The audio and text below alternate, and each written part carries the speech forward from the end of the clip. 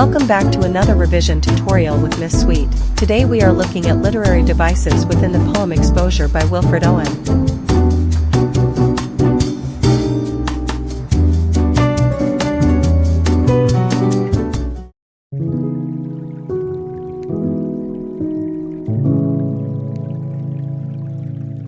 This poem doesn't fit into any traditional form. It has 8 stanzas, each with 5 lines.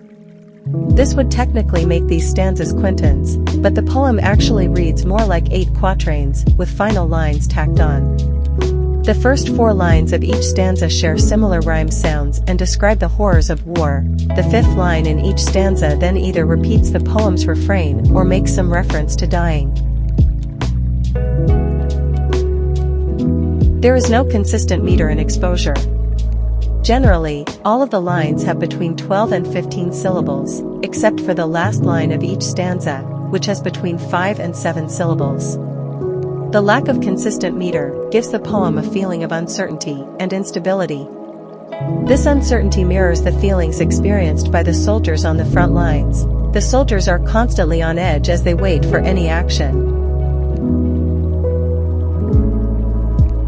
In contrast to its inconsistent meter, Exposure has a relatively consistent rhyme scheme. With the exception of the 6th stanza, all of Owen's rhymes in this poem are either slant rhymes, which is typical of Owen's poetry. He uses words with the same beginning and ending consonant sounds, but different vowel sounds in between. For example, Niva/nervous, silent/salient, wire/war, etc. This technique adds to the poem's jarring, uncomfortable feel. Lines almost rhyme, but not quite.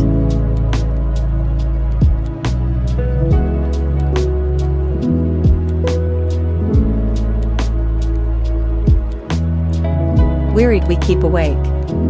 Repetition of the W sound reinforces the soldier's exhaustion.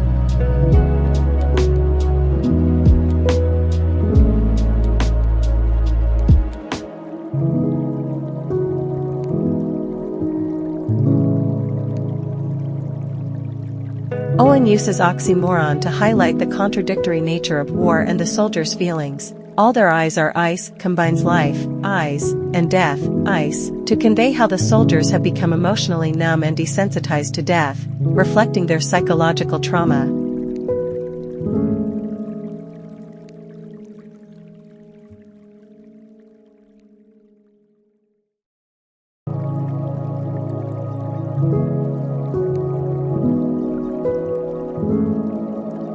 Owen personifies the weather and the environment as the soldier's true enemy. The merciless iced east winds that Nivas gives the wind human-like qualities, making it seem deliberately cruel and aggressive. Mad gusts tugging on the wire suggests that the wind is violently pulling at the barbed wire, as though it is an active participant in the soldier's suffering.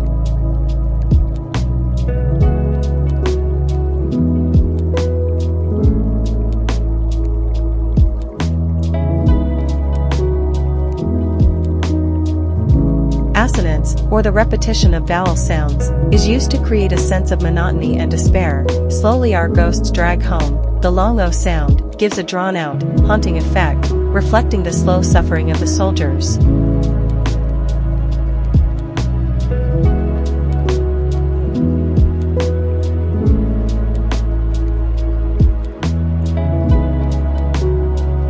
Sudden successive flights of bullets streak the silence. The S sounds creates a hissing sound, which echoes the sharpness of the bullets breaking the silence of the night, and the soldier's fragile mental state.